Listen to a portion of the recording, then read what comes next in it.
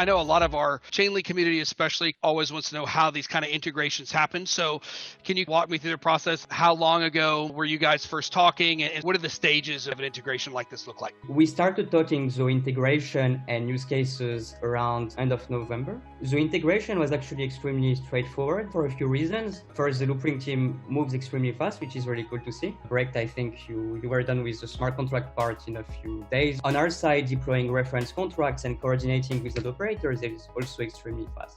The way a typical integration goes is we find users or us, we discussed and we find a good use case where we can work on together, right? We identify something either easy to do or, medium, short term, it can be whichever. Here it was something short term, it was pretty easy for both parties. We have a pretty precise timeline on when we want to do these things. There is work on the Chainlink side to basically set up the reference contracts, and for the node operators to basically buy the API keys required to run all of this and coordinate there. Then the reference contract was set up, I think, after a week on mainnet of talking with Loopring, and Loopring started consuming and using it 1 week later. So the technical integration here went quite fast. I think it was 2 weeks. That's basically how it goes. We coordinate, we speak together, and we find really cool use cases to work on. And I think we have also some really cool stuff that we can work on later on.